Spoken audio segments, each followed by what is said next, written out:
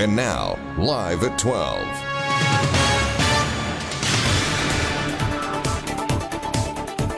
ආයුබෝවන් එක්වන්න අදත් ඇත්ත දැනගන්න ලංකාවේ අංක එකේ සමබර තොරතුරු ප්‍රකාශය live at 12. අදත් ඔබ හමුවන මම සජිත් රණසිංහ. මම ෆාතිමා නස්රින්. අදත් මුල්ම අවධානය ප්‍රධාන පුවත් සිරස්තල වෙතයි. කොවිඩ් ආසාදිත මවකගෙන් නිරෝගී නිවුන් දරූපතක්. ලෝපුරා ආසාදිත සංඛ්‍යාව කෝටි 7 ඉක්මවයි. කොවිඩ් මරණ භූමදානය ගැන හොයන්න අගමැති සෞඛ්‍යංශ අතර සාකච්ඡාවක්. අලිමිනිස් ගැටුමෙන් ලොව වැඩියෙන්ම වන අලි මිය යන රට ශ්‍රී ලංකාව බවට අනාවරණයක්. අලි ප්‍රහාරවලින් වැඩියෙන්ම මිනිසුන් මිය යන දෙවැනි රටත් ලංකාවයි. ඝාතනයට ලක් වූ නෙදර්ලන්ත හිමිනමගේ දේහය උන්වහන්සේ වැඩ සිටි අසපුවට. ධනුෂ්ක ගුණතිලකගේ සුපිරි පිතිහරඹෙන් ගෝල් ග්ලැඩියටර්ස් LPL අවසන් පූර්ව වටයට.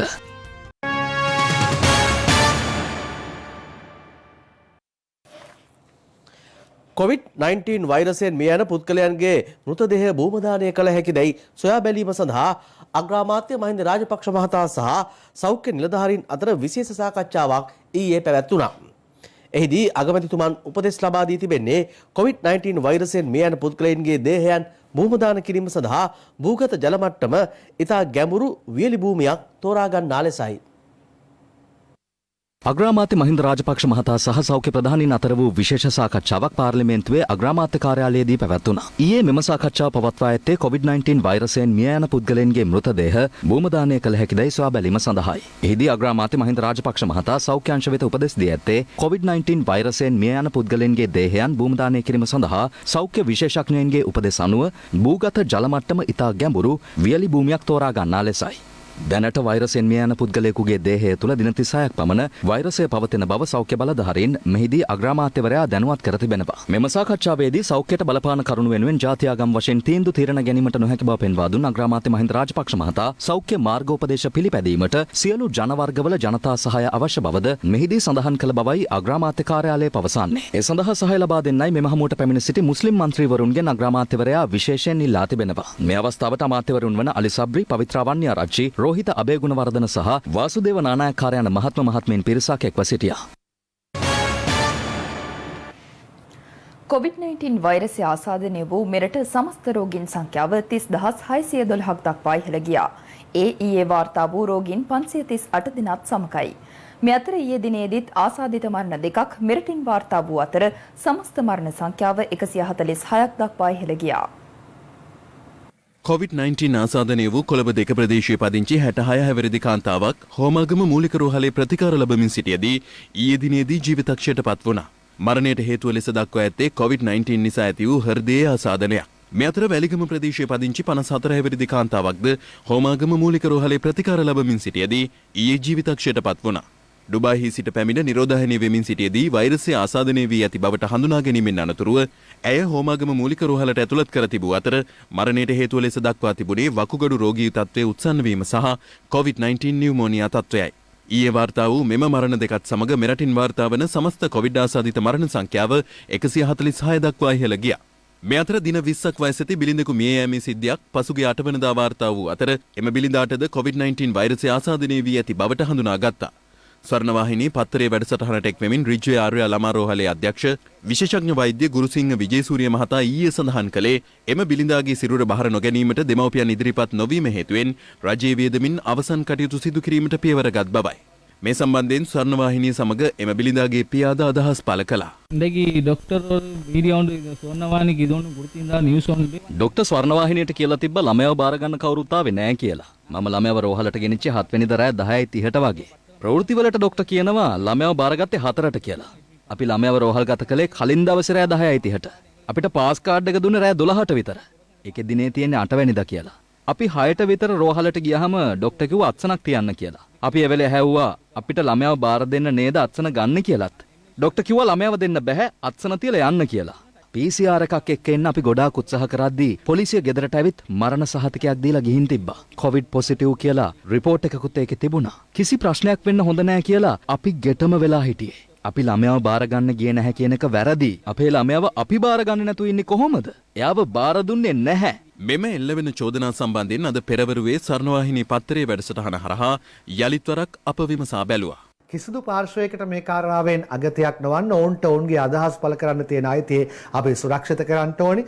වෛද්‍යවරයාගේ පැත්තෙන් මේ පැහැදිලි කිරීම කරලා අපි මේ කතාව අවසන්. ඇත්තටම වෛද්‍යතුමනි මේ දරුව ගැන කතා බහ කිරීමේදී මේ දරුවට ඇත්තටම COVID-19 රෝගය වැළඳිලා තිබුණාද? ඇත්තටම චන්දන මම කියන්න ඕන මේ දරුවාට 100%ක්ම COVID රෝගය වැළඳී ඇති බවට මම සනාථ කරනවා. මොකද COVID රෝගය තීරණය කිරීම සඳහා අපි ප්‍රධාන පරීක්ෂණ දෙකක් කරනවා. එකක් තමයි ඇන්ටිජන් පරීක්ෂාව, කලින් සිටම PCR පරීක්ෂාව කරනවා. මේ පරීක්ෂණ දෙකම මේ දරුවාට අපි කරා. ඒ පරීක්ෂණ දෙකෙන්ම තහවුරු වෙලා තියෙනවා අධික වෛරස් ප්‍රමාණයකින් යුතුව මේ දරුවාට කොරෝනා රෝගය වැළඳී ඇති බව. දරුවාගේ පියා සඳහන් කරා මගේ දරුවා ගෙනාවේ රෑ. නමුත් වෛද්‍යතුමා සඳහන් කරේ පස්වරු 4ට කියලා.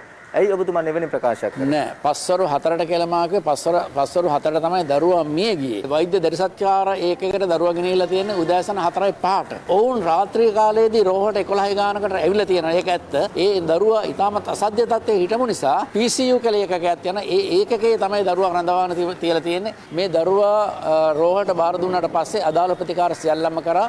ඒ වගේම මියගිය පසු අපි ඔවුන්ට දැනුම් දුන්න මියගිය බවට. හරි කොහොම හරි දැන් මේ දරුවා මිය ගියාට පස්සේ ඔබතුමාලා දරුවගේ සිරුර බලෙන් පිලිස්සුව කියලා චෝදනාවක් එල්ල වෙනවා. මේ අපි ඇත්තටම මම කනගාටු වෙන ඒ සිද්ධිය පිළිබඳව එහෙම සිදුවීම මෙතන සිදු වුණේ නැහැ. අපි ඒ දෙමාපියන්ට අපි නිතරම දැනුම් දුන්න දුරකථන අංක අපේ ළඟ තියෙනවා. ඒවෙන් අපි දැනුම් දුන්නා. ඒට ප්‍රතිචාර නොදැක්වීම නිසා අපි අදාළ පොලිස් ස්ථානයට අපි දැනුම් දුන්නා. පොලිස් ස්ථානයේත් ඔවුන්ගේ ගිහිල්ලා මේ බලලා ඒ ස්ථානයේ ඔවුන් නොපෙනෙන බවට අපිට වාර්තා කරලා තියෙනවා. දැනුම් දීලා තියෙනවා. ඔවුන් මේකට දක්වන්නේ නැහැ කියලා. ඊට පස්සේ ඔවුන්ගේ ඥාතීන් පැමිණියා කීප දෙනෙක්. ඥාතීනුත් ඇවිල්ලා ඒ දේහය බලලා ගියා. නමුත් ඔවුන් බාර ගන්න එකඟතාවයක් දැක්ුවේ නැහැ. ඊට පස්සේ පවතිනා වූ සාමාන්‍ය තත්ත්වයට සහ මේ කොරෝනා ආසාදන තත්ත්වයේ තියෙන බැරෑරුම්කම මත සාමාන්‍යයෙන් කරන්නේ මේ ආදාහනය කරන එක දැනට ඒ අනුව තමයි අපි කටයුතු කරේ. ඒ අනුව ගෙනහිල්ලා අපි ආදානාගාරයේදී ආදාන කටයුතු සිදු කරා. රජයේ වියදමින් රෝහලේ වියදමින් අපි කටයුතු කරේ. ඒ වගේම ඒ අවස්ථාවට ඒ දරුවාගේ ඥාතිවරුන් ඒ අවස්ථාවට එතනට පැමිණ සිටියා. මේ අතර ඊයේ දිනේදීත් වෛරසය ආසාදනය වූ රෝගීන් 538 දෙනෙකු මෙරටින් හඳුනාගත්තා. ඔවුන්ගෙන් 469 දෙනෙකුම මෙරටින් හඳුනාගත් අතර සෙසු 69 දෙනා විදේශයන්හි සිට මෙරටට පැමිණි ශ්‍රී ලාංකිකයින් සහ විදේශීය ජාතිකයින් අතරින් හඳුනා ගැනුණා. මෙරටින් හඳුනාගත් රෝගීන් 469 දෙනාගෙන් 304 දෙනෙකුම කොළඹ දිස්ත්‍රික්කයෙන් හඳුනාගත් අතර ඔවුන් අතරිනුත් 254 දෙනෙකු හඳුනාගෙන තිබුණේ බොරැල්ල සෞඛ්‍ය වෛද්‍ය නිලධාරී කොට්ටාශයෙන්. එමෙන්ම මහනුවර දිස්ත්‍රික්කයෙන් ආසාදිතයින් 38 දෙනෙකුත් ගම්පහ දිස්ත්‍රික්කයෙන් ආසාදිතයින් 28 දෙනෙකුත් හඳුනාගෙන තිබුණා. සෞඛ්‍ය අංශ සඳහන් කළේ දැනට ප්‍රතිකාර ලබන රෝගීන් 16 දෙනෙක් මේ වන විට දැඩි සත්කාර ඒකකවල ප්‍රතිකාර ලබන බවයි. මේ අතර පොලිස් බල ප්‍රදේශ 9ක් සහ ග්‍රාම සේවා වසම් 25ක් තවදුරටත් හුදකලා කර තිබෙනවා. පොලිස් මාධ්‍ය ප්‍රකාශක නියෝජ්‍ය පොලිස්පති අජිත් රෝහණ මහතා සඳහන් කළේ ඉදිරි දින කිහිපය තුළදී කිරීමට අපේක්ෂා කරන PCR පරීක්ෂණ වලින් අනතුරුව එම ප්‍රදේශ හුදකලා බවින් ඉවත් කිරීම සම්බන්ධයෙන් තීරණයක් ගන්නා බවයි. කොළඹ මධ්‍යම සහ උතුර ප්‍රදේශයේ අනුපොකුරු ගණනාවක් නිර්මාණය වීමේ ප්‍රතිඵලයක් හැටියට මේ ප්‍රදේශ දීර්ඝ කාලයක් හුදකලා කිරීමට සිදු වුණා. කෙසේ වෙතත් මේ වන විට සෞඛ්‍ය බලධාරීන් විසින් PCR පරීක්ෂණ ඒ වගේම ඇන්ටිජන් පරීක්ෂණ සිදු කරනු ලබනවා. මේ පරීක්ෂණවල ප්‍රතිඵල විශ්ලේෂණය කිරීමෙන් අනතුරුව යම් ආකාරයකට තවත් අනුපොකුරු නිර්මාණය වීමක් සිදුවන්නේ නැත්නම් ඉතා ඉක්මනින් මේ ප්‍රදේශ විවෘත කිරීමට හැකියාව ලැබේවි. ඒ වගේම මේ අවස්ථාව වන විට ලංකාවේ විවිධ ප්‍රදේශවල 96,000කට ආසන්න පිරිසක් ගෘහස්ත නිරෝධායනයට ලක් කර තියෙනවා සෞඛ්‍ය බලධාරීන්ගේ උපදෙස් පරිදි.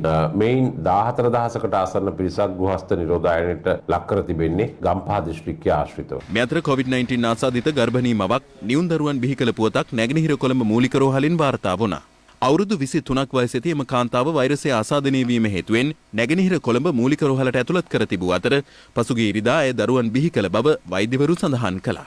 නැගෙනහිර කොළඹ මූලික රෝහලේ මේ වෙනකොට කොවිඩ් ආසාදිත අම්මලා 172ක් බලලා තියෙනවා. වැඩිම පේෂන්ට්ස් ගානක් එන්නේ ඩී සොයිසා මැටර්නිටි හොස්පිටල් එකේ. එකෙන් එක පේෂන්ට් කෙනෙක් ට්වින් ප්‍රෙග්නන්සි එකක්. ඒ කියන්නේ බබාලා දෙන්නෙක් දරන් හිටපු අම්මා කෙනෙක්. ඇත්තටම ඩිලිවර් කරන වෙලාවේදී අපි බලාපොරොත්තු වුණාට වැඩිය බබාලා පුංචියට හිටියේ. ඒ නිසා කාසල් ස්ට්‍රීට් හොස්පිටල් එකෙන් අපිට ගෙනන්න වුණා වෛද්‍ය සමන් කුමාර සහ ඒ කට්ටියගේ ටීම් එකට එන්න වුණා මේ බබාලාව බලන්න. මේ අම්මත් බබාලා දෙන්නත් ඊටාම හොඳ සෞඛ්‍ය තත්ත්වයෙන් නිරෝගීව දැනට අපේ හොස්පිටල් එකේ ඉන්නවා. සිසේරියන් සත්කමකින් ට්වින් ප්‍රෙග්නන්සි එකක් ඩෙලිවර් කරපු පළවෙනි වතාව තමයි මේක ලංකාවේම කරපු පළවෙනි වතාව. මේ අතර සීතාවක අපනයන සැකසුම් කලාපයේ ආශ්‍රිතව තවත් ආසාදිතයින් 7 දෙනෙකු හඳුනාගෙන තිබෙනවා.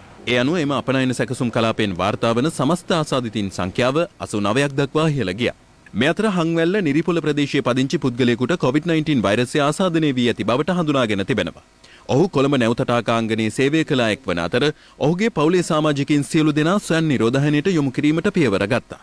මේ අතර ඩුබායිහි සිට මෙරටට පැමිණි 250 දෙනෙකු නිරෝධායනය සඳහා හැටන් පතන ශ්‍රීපාද විද්‍යාපීඨයේ පිහිටි නිරෝධායන මධ්‍යස්ථානය වෙත යොමු කෙරුණා. ඔවුන් ඊයේ දිනේදී මෙරටට පැමිණ තිබුණා.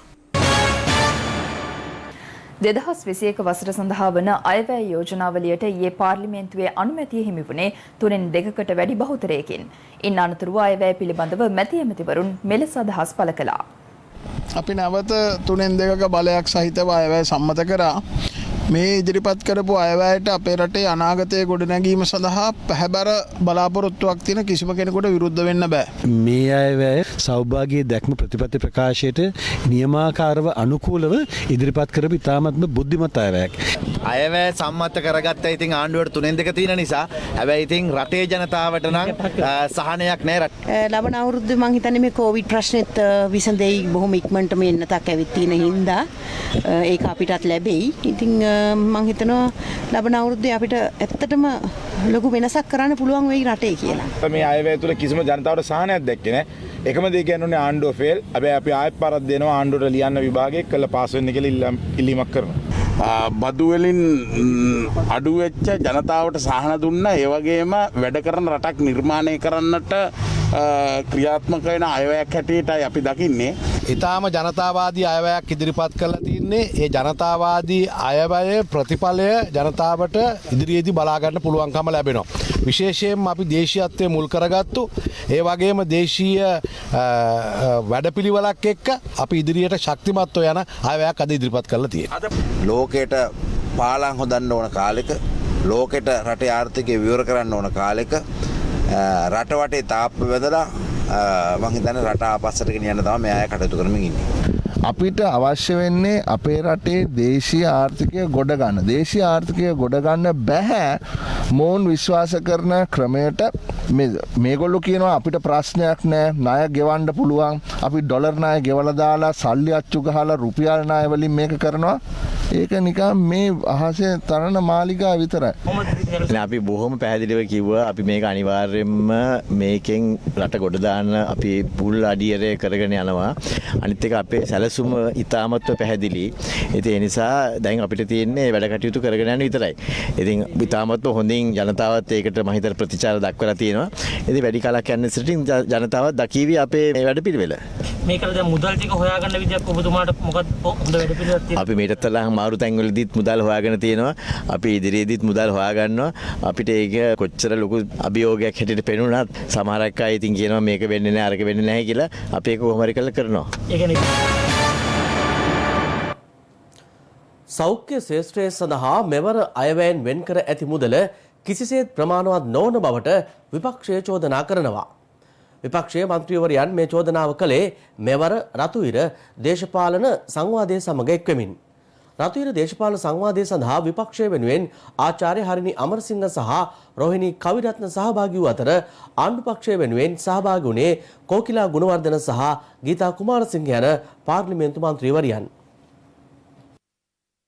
වර්තමාන තත්ත්වය අයවැයේ තත්ත්වයන් අයවැය කතාබහ මේ සියල්ල මන්ත්‍රීවරයක් ලෙස දකින්නේ කෙසේද? යම්කිසි විදියකට ඒක එක ආර්ථික මොඩල් එකක් විවේචනය කරමින් ඉදිරිපත් වුණාට අවුරුදු ගානක් තිස්සේ ක්‍රියාත්මක වෙච්ච ආර්ථික මොඩල් එකක් තමයි මේක තුලිනුත් ඉදිරිපත් වෙන්නේ. ආර්ථික මොඩල් එකෙන් සාමාන්‍යයෙන් ආරක්ෂා වෙන්නේ වරප්‍රසාද ලත් පිරිසක්.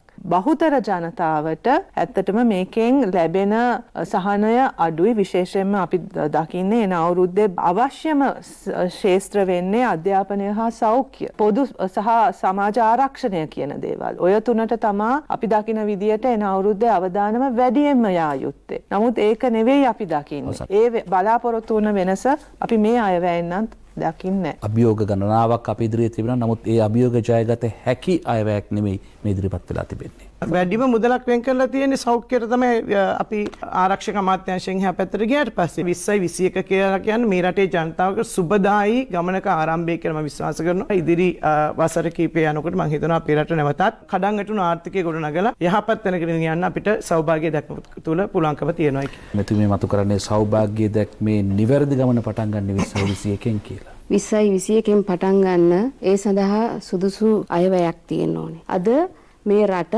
කොරෝනා වසංගතයට මුහුණ දෙන ගමන් ආර්ථිකයේ කඩා වැටලා තියෙන වෙලාවක මේ අය සුරංගනා ලෝකයක් ගැන කතා කරාට වැඩක් නැහැ. මේ අයවැය අරගෙන බලනකොට ඉලක්කම් ටිකක් එහාට මෙහාට කරපු ඇස් බැඳුමක් විතරයි කියන එක මම කියනවා. අපි දැක්කා අයවැය කතාවේදී කිව්ව සුදේව රාජ්‍ය ආදායම් අඩුවීමේ යෝජනා 36ක් ගැන කතා කරා. ඒවට ගන්න මූල්‍ය විකල්ප මොකවත් නැහැ. ඊළඟට රජයේ රාජ්‍ය වියදම් රුපියල් බිලියන 3500ක් සඳහා යෝජනා තියෙනවා. ඒවට මුදල් වෙන් කරලා නැහැ. ඒ වගේම බොහොම විහිළු සහගත විදිහට යම් යම් දේවල් වෙන් කරලා තියෙනවා. යුනිවර්සිටිස් 4ක් හදන්න මිලියන 1000යි. අපි දන්නවා මේ ඉස්කෝලේක ගොඩනැගිල්ලක් හදන්නත් මිලියන 250ක් විතර යනවා. මෙන්න මේ වගේ විහිළු සහගත අයවැයක් තමයි තියෙන. විශ්වාසනීයත්වයේ මේ වගේ බිඳ වැටිලා තියෙනවා කියන එක මම මේ වෙලාවේ මතක් කරන්න ඕනේ. ගීතා කුමාරසිංහ මන්ත්‍රීතුමියනි මෙතුමියගේ හරය ගත්තොත් එම ඇස් බැඳුමකින් ජනතා විශ්වාසය බිඳ වටලා තියෙන කියලා. ඉතාම සාර්ථක අයවැයක් ආරක්ෂක අංශයට වැඩි මුදලක් යොදවලා තියෙනවා නම් මේ කොරෝනා මර්ධනයේදී පොලිසිය හමුදාව මේ සියලු දෙනා එකට එකතු වෙලා මේ වැඩ කරේ. ඒ වගේම සෞඛ්‍යයට මම දන්නවා විශාල මුදලක් වෙන් කරලා තියෙනවා. ඒ සෞඛ්‍ය රැක ගැනීම පිණිස වැඩි වෙහෙසක් වැඩි උවමනාවක් සියල්ලටම වඩා දෙන්නම සිද්ධ වෙනවා. මොකද ඒකෙන් තොරව කිසිම දෙයක් ගැන හිතන්න බෑ. නමුත් මෙතුමිය මතු කරන කාරණේ පසුගිය අයවට වඩා බිලියන 35ක අඩුවක් සෞඛ්‍යයට කරලා තියෙනවා කියන කාරණේ. සෞඛ්‍යයට අවශ්‍ය මුදල් වෙන්ක වෙන ගමන්ම තමයි සෞඛ්‍ය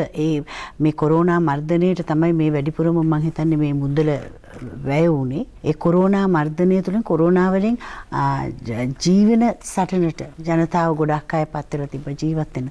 ඔවුන්ට මුදල් ගෙවන්න සිද්ධ වෙලා තිබුණා. ඒගොල්ලන්ට මුදල් ගෙවද්දි ඒ සියලු දේවල් කරගෙන යන්න අරගෙනත් මේ රට මේ ස්ථාවර තත්ත්වයක මේ විදිහට පවත්වාගෙන යාම ගැන ඇත්තටම අපිට සතුටු වෙන්න පුළුවන්.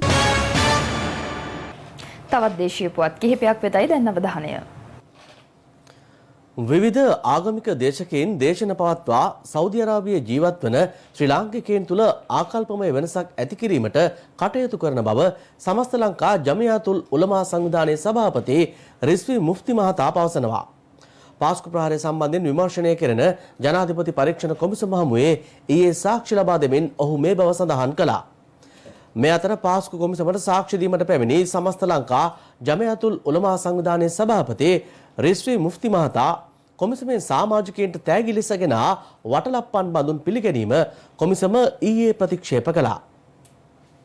පාස්කු ප්‍රහාරය සම්බන්ධයෙන් විමර්ශනය කෙරෙන ජනාධිපති පරීක්ෂණ කොමිසම හමුවේ ඊයේ සාක්ෂි ලබා දෙනු ලැබුවේ සමස්ත ලංකා ජමියතුල් උලමා සංවිධානයේ සභාපති රිස්වි මුෆ්ති මහතායි. ඔහු සාක්ෂි ලබා දීමට පැමිණි අවස්ථාවේ කොමිෂන් සභා අභ්‍යන්තරයට සැකකටයුතු පාර්සල් කිහිපයක් රැගෙන යාම සම්බන්ධයෙන් මතභේදයක් ඇති වුණා. පසුව ඒ පිළිබඳව සොයා බැලීමේදී එම පාර්සල්වල තිබී ඇත්තේ වටලප්පම් බව තහවුරු වී තිබෙනවා. මේ පිළිබඳව කොමිෂන් සභාව ඉදිරිපිට සේවයේ නියුතු පොලිස් නිලධාරියෙකුගෙන් සිදු කළ විමසීමකදී ඔවුන් කියා සිටියේ එම පාර්සල් පරීක්ෂාවට ලක් කළ බවයි. කොමිෂන් සභා අභ්‍යන්තරයේ රජයේ නීතිඥ මණ්ඩලයට ආහාර රැගෙන යන බැවින් මෙම පාර්සල් රැගෙන යාම සම්බන්ධයෙන්ද විරුද්ධ නොවූ බව ඔහු වැඩිදුරටත් සඳහන් කළා. කෙසේ වෙතත් ඉන් ටික වේලාවකට පසු මාධ්‍යවේදීන්ට නිරීක්ෂණය වූයේ අදාළ පාර්සල් ජමියතුල් උලමා සංවිධානයේ සභාපතිවරයා පැමිණි මෝටර් රථයට යලි දමා ගන්නා ආකාරයයි. පසු අනාවරණය වුණේ කොමිසමේ නිලධාරීන් හා සමාජිකින් එම තෑගි ලබා ගැනීමට ප්‍රතික්ෂේප කර ඇති බවයි. මෙම සිදුවීම සම්බන්ධයෙන් ජනාධිපති කොමිසම් සභාව මෙතෙක් කිසිදු නිල නිවේදනයක් නිකුත් කර නැහැ.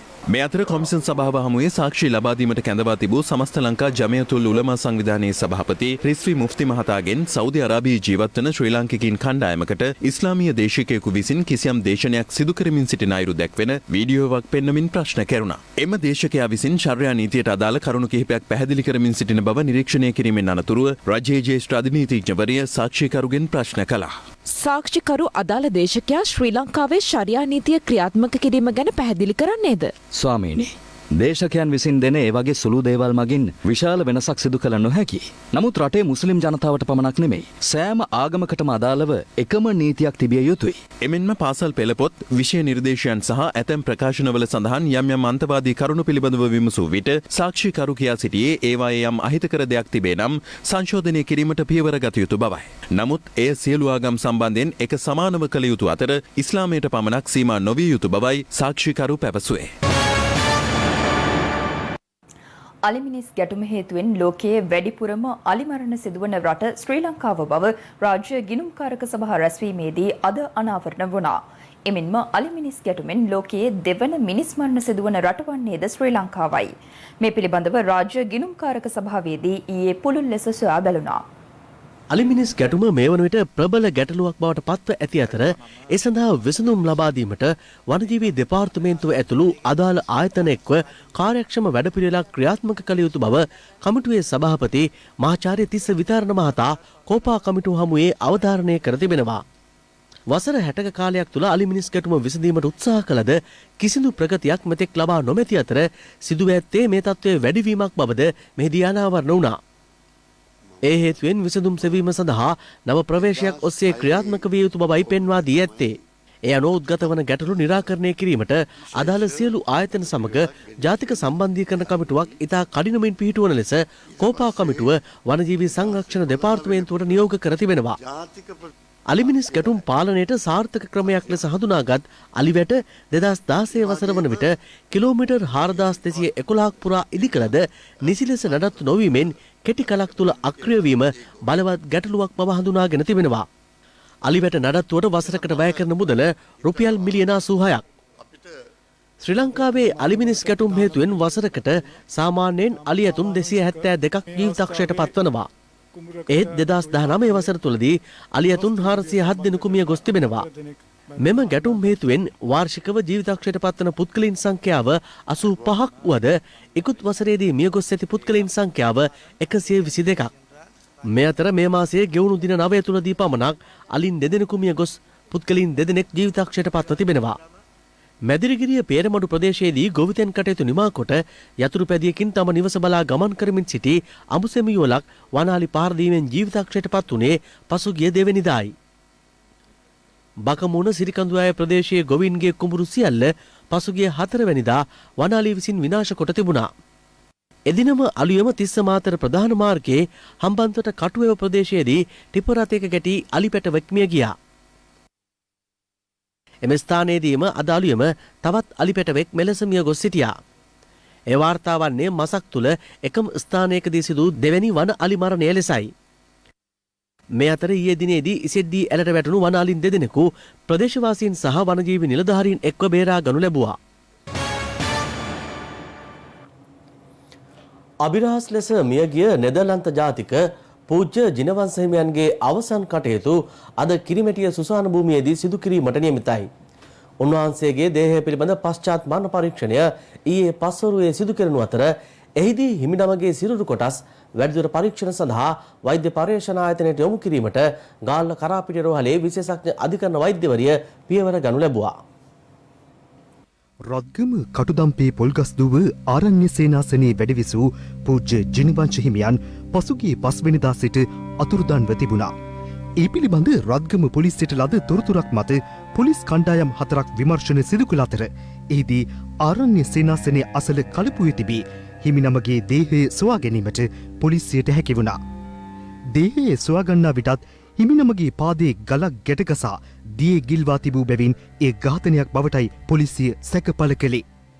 ගල්ල මහේස්ත්‍රාත් හර්ෂණ කැකුණවිල මහතා සිදු කළ මහේස්ත්‍රාත් පරීක්ෂණයෙන් අනතුරුව දේහය කරාපිටිය ශික්ෂණ රෝහල වෙත රැගෙන ගිය අතර හිමිනමගේ දේහය පිළිබඳ පශ්චාත් මරණ පරීක්ෂණය ඊයේ පස්වරුවේ සිදු කෙරුණා.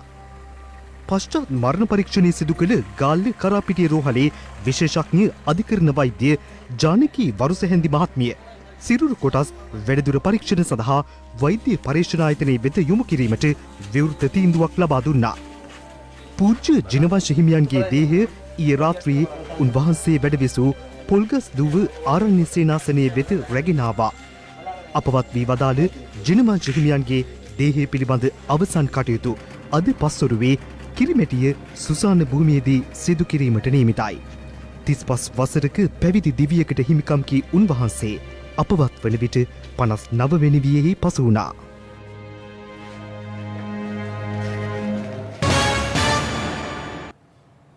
දැන් තවත් දේශීය පුවත් කිහිපයක්.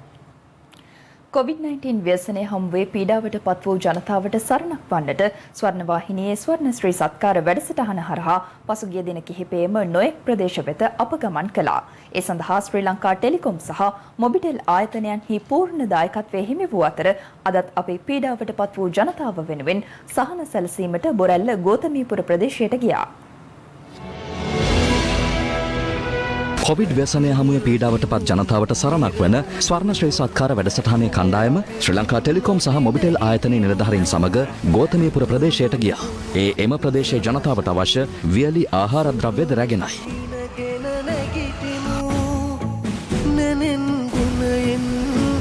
ශ්‍රී ලංකා ටෙලිකොම් ආයතනය වගේම මොබිටෙල් ආයතනය සමග එක්ව ස්වර්ණවාහිනී ශ්‍රී FM ආරම්භ කළ මෙම වැඩසටහනට මහා සංඝරත්නයේත් ආශිර්වාදය ලැබෙනවා. ඉතින් උන්වහන්සේලාගේ ආශිර්වාද මැද්දේ තමයි මේ පීඩාවට පත් වූ මගේ රටේ ජනතාවට මේ සුවිශේෂී කාර්යභාරය ඉටු කරන්නේ. ශ්‍රී ලංකා ටෙලිකොම් ආයතනය sannivedanයේ පෙරගමන් කරු වශයෙන් මේ ව්‍යවසනය සිද්ධ වෙච්ච මුල් අවස්ථාවේ සිට පීඩාවට පත් මහජනතාව වෙනුවෙන් විශාල කාර්යභාරයක් සිදු කරනවා.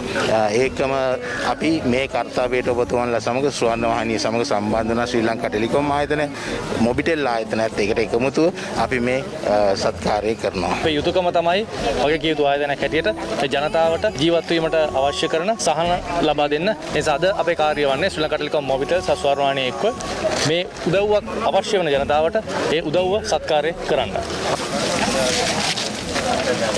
සන්තෝෂයි මේක දුන්නේ අපිට ගොඩක් සන්තෝෂයි. පීටක් තමයි මේක මේ එළිය තියෙන අවස්ථාව. බොහොම හොඳයි. ඉතින් අපේ ගමේ අයට මෙහෙම වගේ දෙයක් කරන එක මේ වගේ අමාරු කාලෙක ඉතින් ඔයගලන්ට බොහොම ස්තුතියි. දේව ආශිර්වාද ලැබෙනවා සීලා දෙනාටම.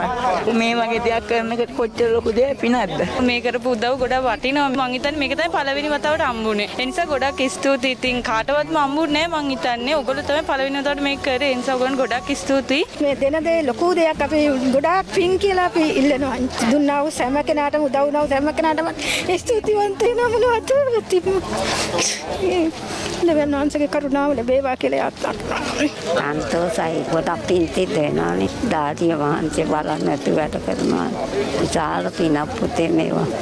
ඉදිරියේදීත් ඔබ ප්‍රදේශයට පැමිණ ඔබගේ මේ පහසුව වෙනුවෙන් ශ්‍රී ලංකා ටෙලිකොම් ආයතනය වගේම මොබිටෙල් ආයතනයේ දායකත්වයෙන් ස්වර්ණවාහිනී ස්වර්ණශ්‍රී සත්කාර වැඩසටහන ඔබ ප්‍රදේශයට පැමිණීමට නියමිතයි. දැන් තවත් දේශීය පුවත් කිහිපයක් කෙටියෙන්. පැලියගොඩ ස්ථාපිත නව මැනින් වෙළඳපොලේ කඩකාමර විධිමත්ව තමන්ට ලබා දෙන ලෙස ඉල්ලමින් මැනින් වෙළඳපොළ ව්‍යාපාරිකයින් පිරිසක් ආරම්භ කළ උපවාසයේ දෙවන දිනය අදයි. මේ අරගලය ජය ගන්න අතුරු මේ සටනේ රැඳී සිටිනවා. ජය නොගන්න අපිට හේතුවක් නැහැ. අපි එක් එක්කෙනාට වෙන් කරපු කඩ ටික තියෙනවා. ඒ කඩ ටික දෙන්න බැරි වෙන්න කිසිම හේතුවක් නැහැ කියලා අපි කියනවා. වදසත්කම් සිදු කිරීම හා අයථා ලෙස මුදල් ලිපි වූ බවට චෝදනා එල්ල වී ඇති වෛද්‍ය සාෆි සහබ්දීම් සම්බන්ධ නඩුව අද කුරුණෑගල අධිකරණය හමුවේ කැඳවා තිබුණා. අදාළ නඩුව ලබන වසරේ ජූනි මාස 18 වන දින යලි කැඳවීමටයි එහිදී මහේස්ත්‍රාත්වරයා නියෝග කළේ. පාරිභෝගික අවශ්‍යතා රැසක් සපුරාලන වීනෝ ඇප් ජංගම දුරකථන යෙදවීම එළිදැක්වීම ඊයේ කොළඹදී සිදු කෙරුණා. පාරිභෝගිකයන්ට අවශ්‍ය සේවාවන් ලබා ගැනීම ආදී සියලු දේ සොයා ගැනීම සඳහා මෙම ජංගම දුරකථන යෙදවීම භාවිතා කළ හැකි අතර ඔබගේ Android ස්මාර්ට් ජංගම දුරකථනයෙන් මෙම ජංගම යෙදවීම භාගත කරගත හැකියි. ඒ සමගින් live at 12 අදට අවසන්. ඔබට සුබ දවසක්.